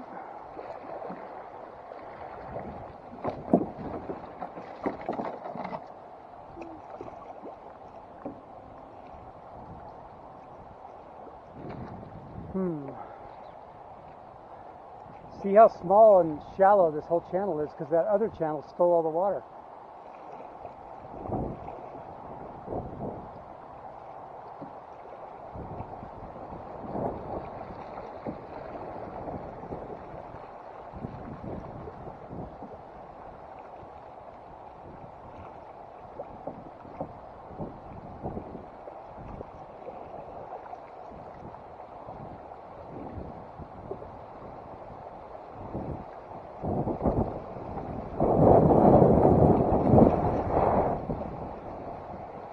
Feel that wind?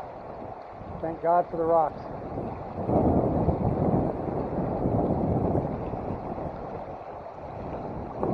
If it weren't for the rocks, we'd be sideways right now.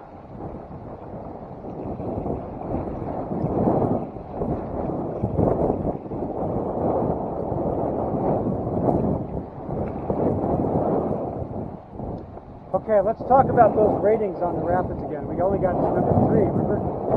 So 3 is like number 2, but if you screw up, you tip over and it's pretty nasty and you can get hurt. 4 is worse than that. An open canoe can't go through a 4.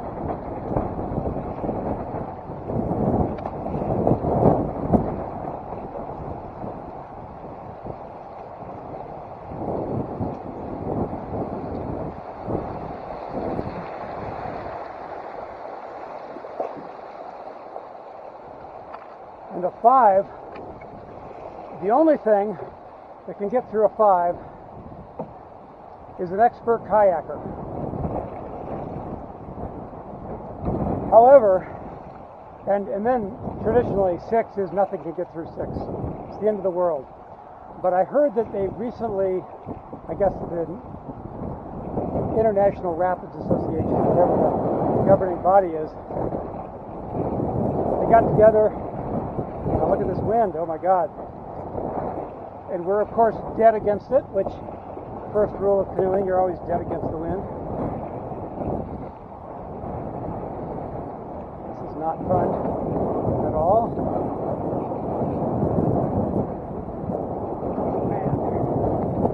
See, we're just barely making headway against the wind, even though we're in a fast-moving river.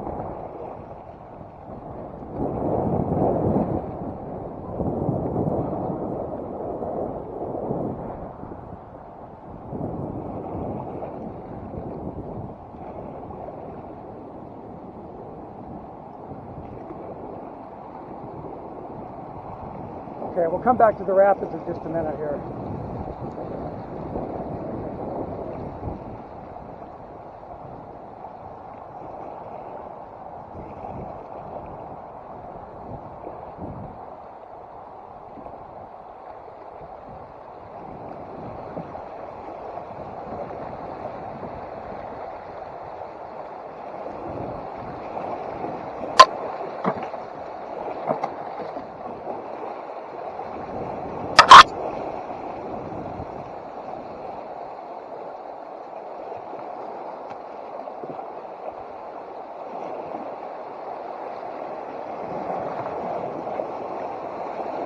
I thought that rock was deeper than he was.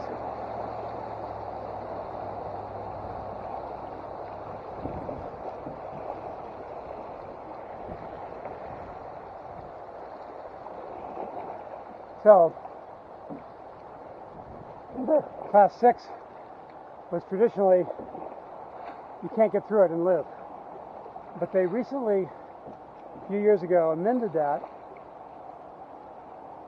as follows. If the world's number 1 or one of the world's top kayakers makes it through, is still alive, but says he'll never do it again, it can still be considered a class 6. Because they've had examples of crazy ass expert kayakers go through class 6s and live, and swear they'd never do it again. And so they decided that's okay then. It can still be a 6.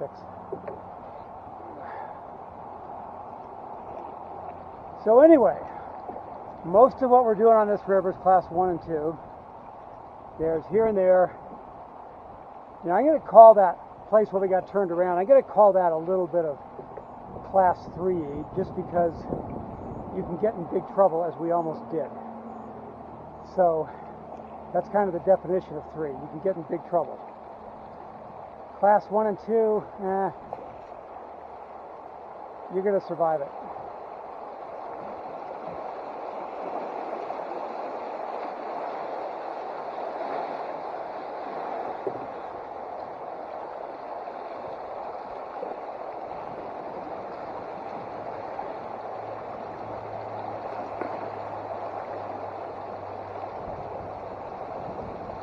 right. I call this Sleeperville. Sleepers everywhere. Oh my God, it's even worse than usual.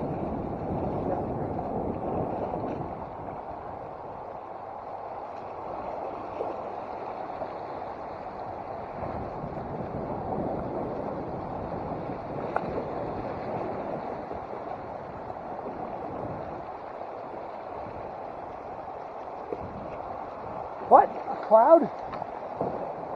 Oh, great. I'm looking at the sky. Should have been looking at the river. And I hit a sleeper. 2020 strikes again.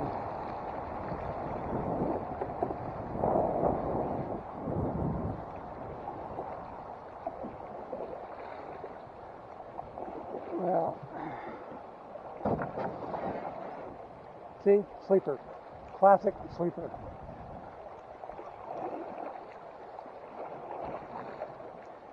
And the rocks aren't the only thing sleeping. At this point in the river, I'm only half awake myself.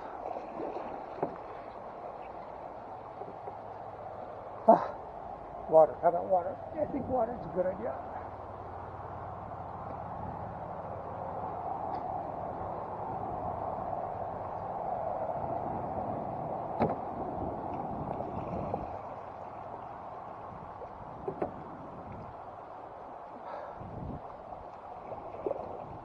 See, if it weren't for the wind, I could just sort of coast here and the current would take me slowly, but I can't. Because if I don't paddle, the wind will turn me sideways, and then it will really blow me upstream. At least I can keep the canoe pointed downstream, which gives the wind less purchase on it.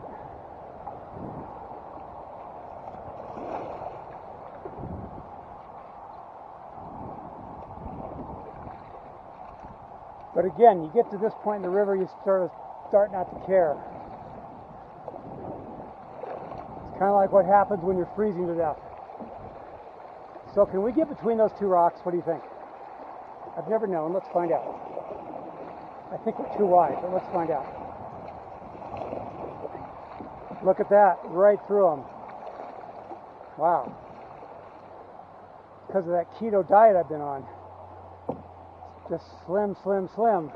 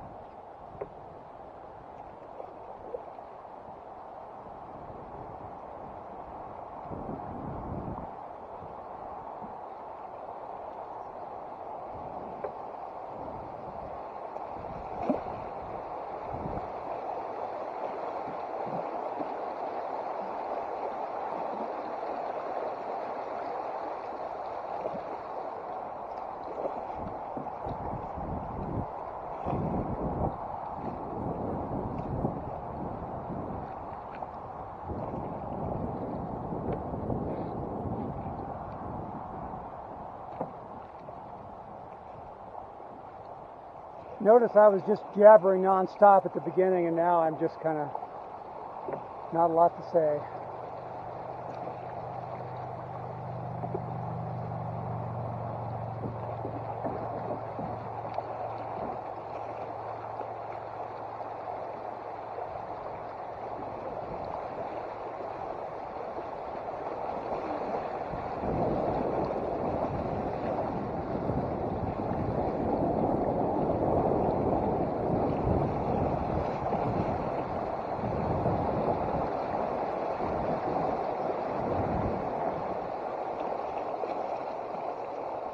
Now, right up here is another one of those shallowest parts of the river. If we can get through this little section here, we're home free. We may have to portage.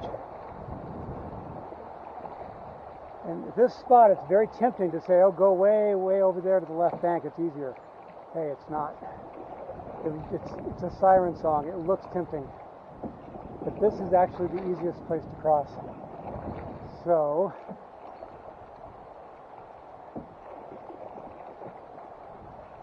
ramming speed.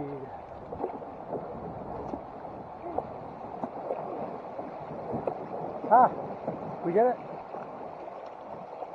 We got through.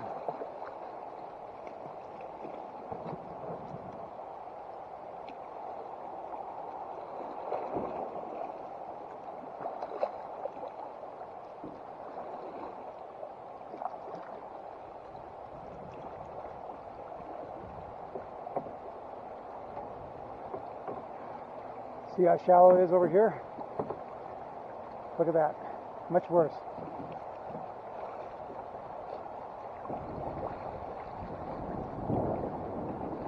More fishermen. I'm not sure I have the energy to call out to them this time. I may just get caught in their hook.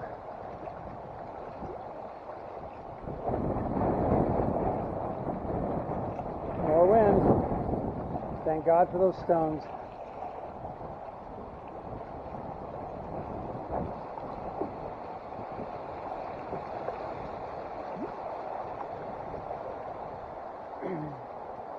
Ahoy!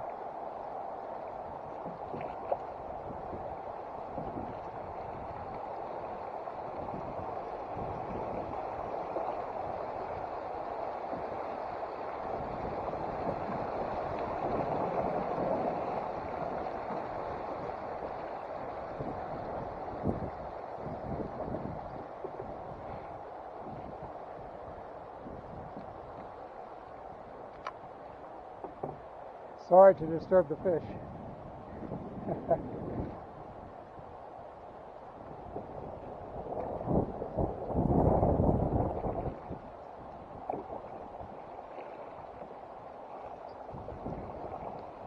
Another one. Ooh, he's right where I need to go. He's right where I need to go.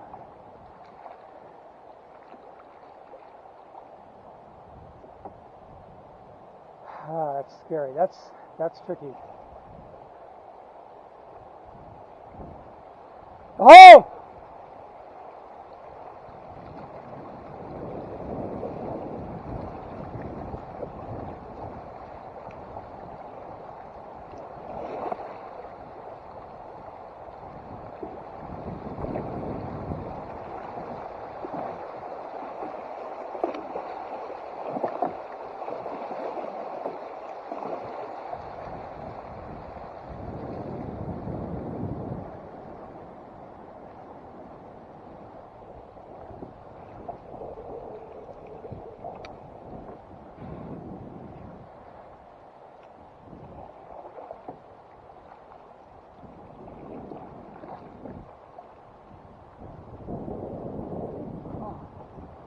That's unusually shallow right there.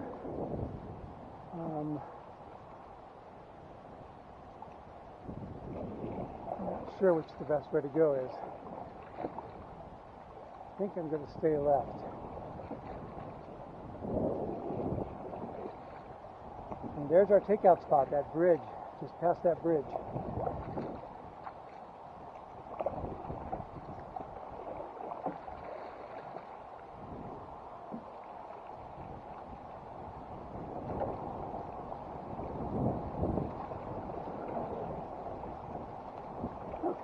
Wasn't too bad. Thought that might be worse.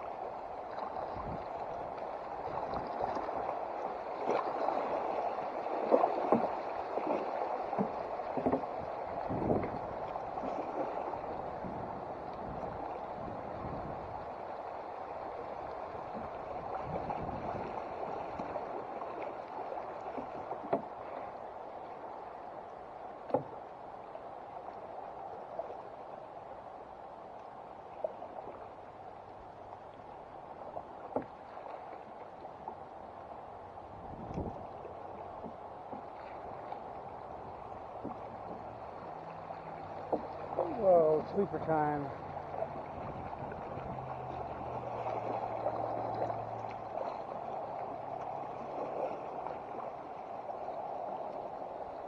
Is there a fisherman on that bridge? There is. Shit. Oh, there he is. Ahoy!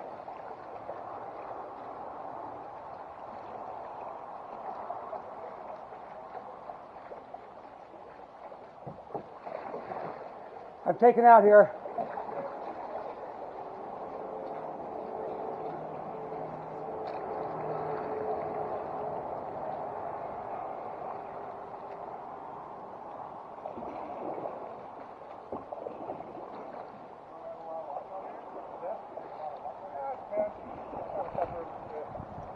Up by the outlet stores, there's like 10 to 25 fish. Really? More left there then? Well, no, they're even tougher to fish. All they eat is what they don't like. They kind of just fish with worms and like that. Worms? No, I do fish with lures. They don't really like worms, huh? Well, no, they like worms. You just can't fish with them. Illegal? Illegal. Why that is? Because you catch too many fish. Really? So this makes it more of a... There's a catch and release of water. Worms, they swallow it and they die. Oh, they die? Oh, because the hook goes in. Yeah. Well, if there's no hook on there, how do you reel them in? There is a hook on here. Oh, okay. Very tiny hook.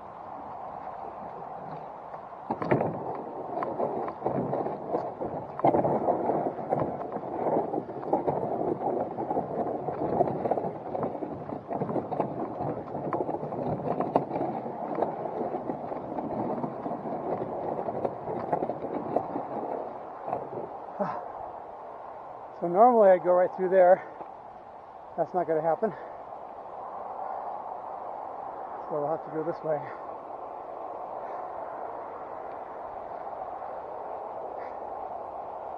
They said my legs hadn't done any work, so now they get to do their share.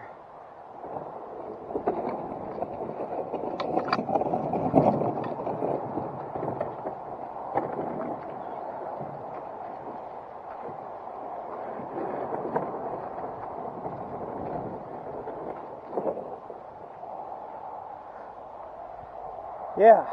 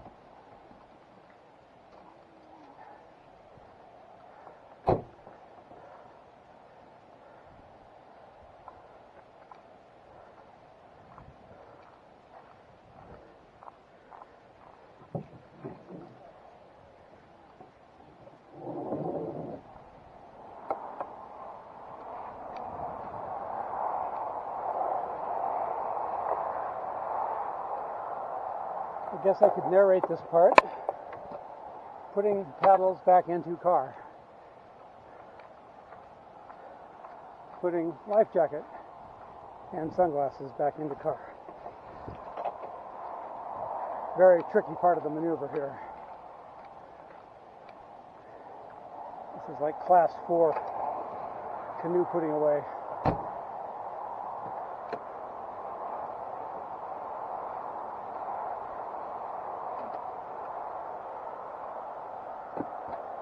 One of the things I learned is you don't open up the windows of the car, let alone the sunroof, when you put the canoe on the car, because all that water pours in. I've done the experiment more than once.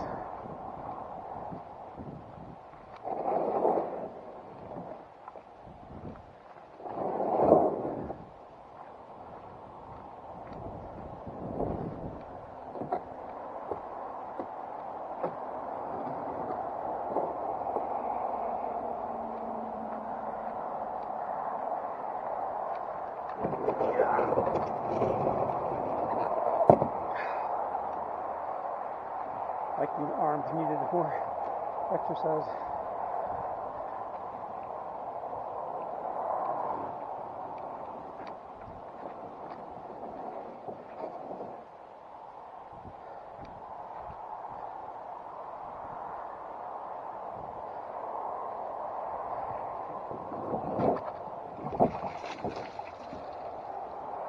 See how that would work? You have that sunroof open.